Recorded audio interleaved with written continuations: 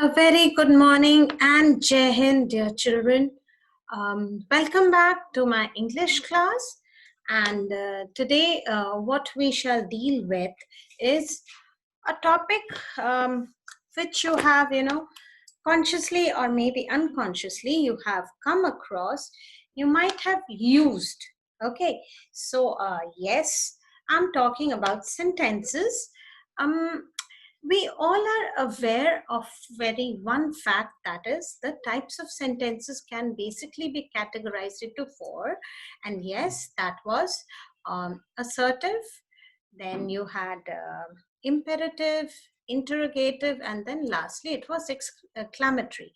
All right, now today what we'll deal with is I'll tell you how sentences are categorized on the basis of their structure, right? So on the basis of structure in grammar, sentences are categorized into three.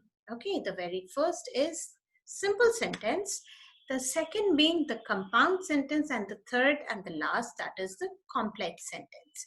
Okay, now in a nutshell, if you remember, if you just do a quick recap, simple sentence can also be called maybe an independent clause, okay, wherein you have a subject, a predicate, and yes, there is a necessity of having a verb in it to make it a complete, informative, and a meaningful sentence. All right. Now, what about compound sentence? Now, compound sentences are actually those sentences in which you have mixture, putting together of two different sentences, maybe two clauses put together, and adding those two clauses with a coordinating conjunctions. All right. So let me share maybe a small image, but then that image is very meaningful in its own sense. All right, let me see if I can share. Okay. Yeah. I need to put this down.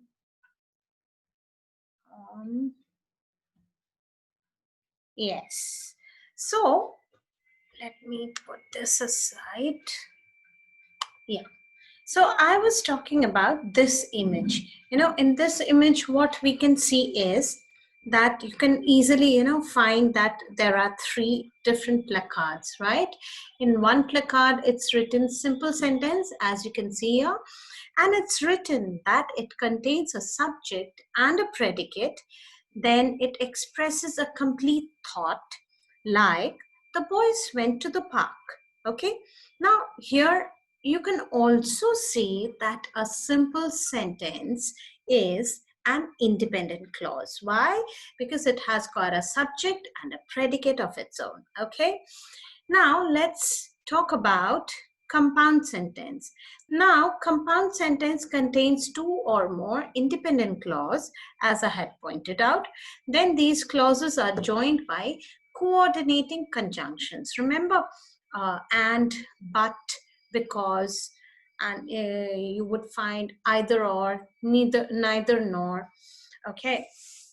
Then you would also find coordinating conjunctions like still, yet, only. So when these conjunctions join two different independent clauses together to create a new sentence, that new created sentence is called a compound sentence. Okay.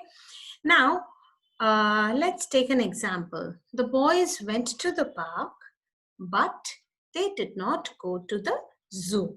So what are the two independent clauses here? The very first independent clause is the boys went to the park. The second independent clause is they did not go to the zoo. Okay.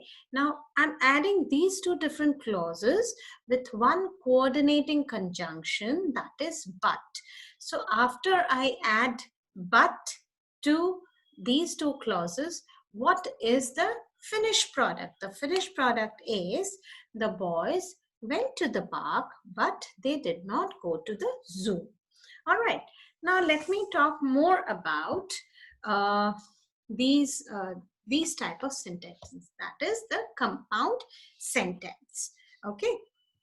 Now it's given on page number 182 and 183 in your grammar book. That is the new Climb with Stone. Okay. A sentence containing two main clauses when are joined together by a coordinating conjunction is called a compound sentence. Then like let's talk about few of its features. Like the one thing which I told, that when you add with coordinating conjunctions like and, then you have both. Okay. Then when you indicate a choice, that means if you are having that decision box in your mind in which you can go for one case or the other case. That means when you're given a choice to choose. Okay, so then I'll be using conjunctions like either or neither nor.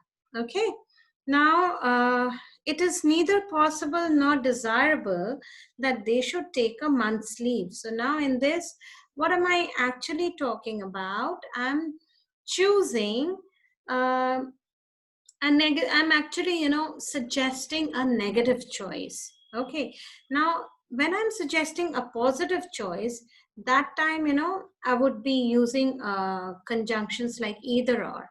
But when I'm suggesting about a negative choice, I would use conjunctions like neither nor. Okay, now when I am indicating a contrast, okay, so thereby I would use conjunctions like still, but, yet, or only. Okay, like he was suffering from a knee injury, yet he won the match.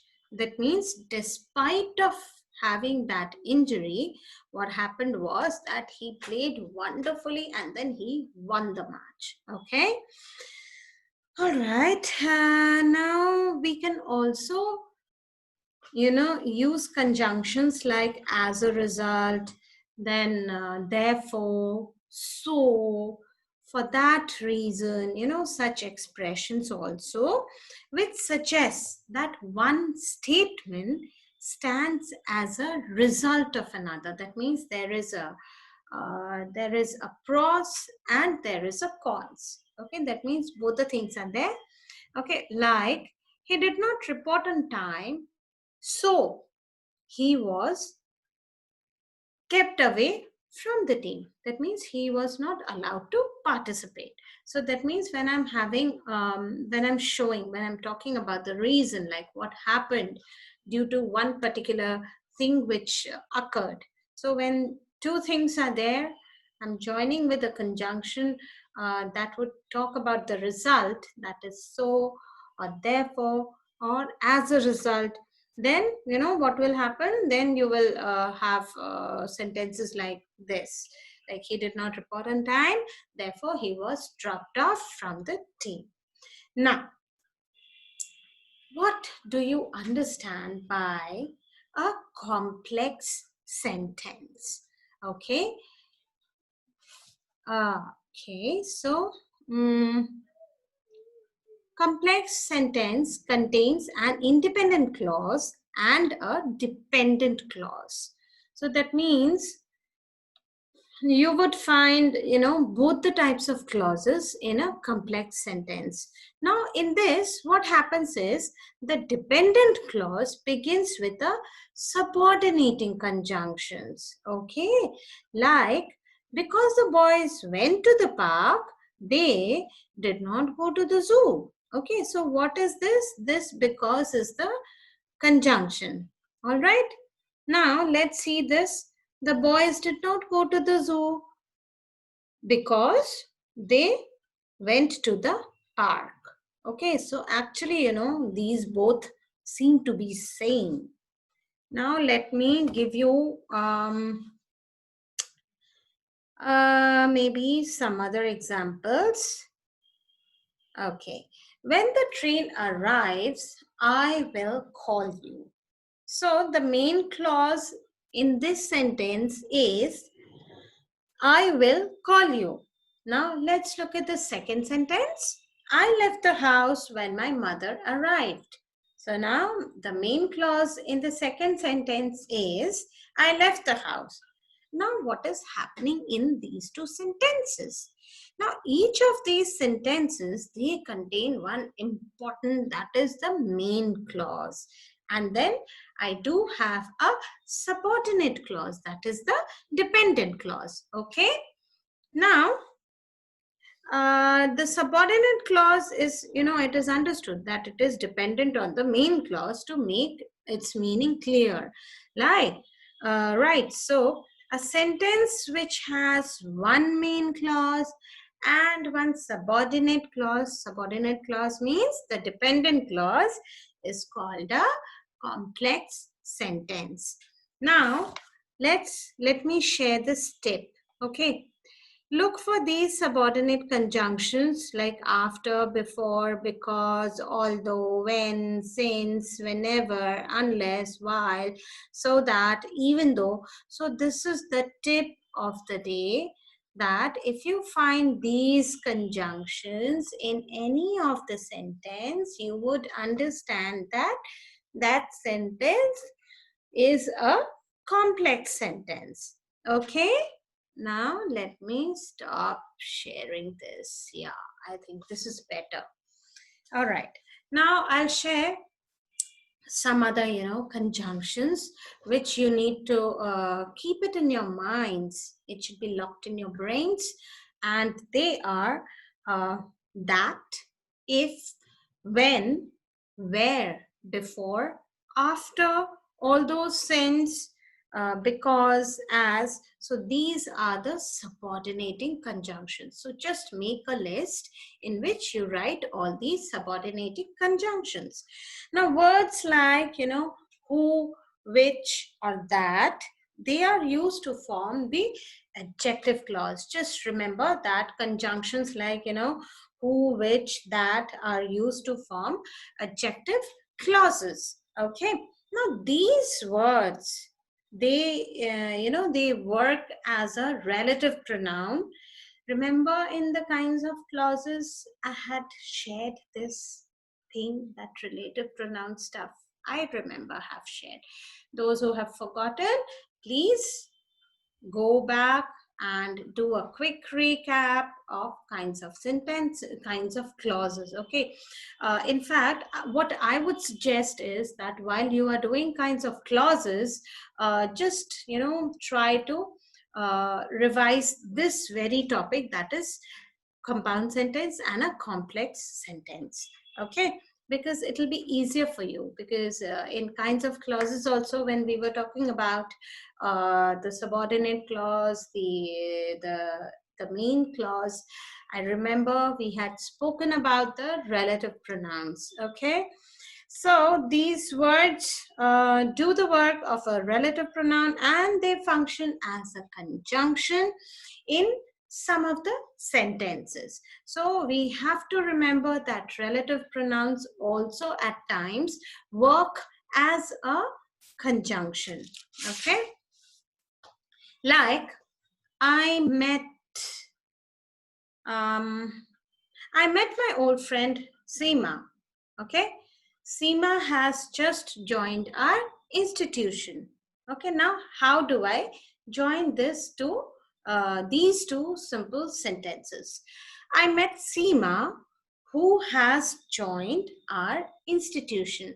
So now here, who is not a relative pronoun which is being used here. It is used instead of, talking about Seema. Okay. And here it is working as a conjunction despite of being a relative pronoun. So a relative pronoun also works as a conjunction at times in some sentences. Okay. I can see that that's all which is prescribed in your syllabus. It was very little to understand, and I believe that you all must have understood, and it's pretty clear. If still any doubts persist, you may always give me a call, or you can, just type and send your queries on my personal window. I can see that there are only two exercises to be done. So just do it in a very neat and legible handwriting. And then maybe later on, we shall definitely do some exercises which are given in your learner's co-mate as well. So that's all from my side. Do take care of yourself and be good and keep smiling. Until then, thank you and Jai Hind.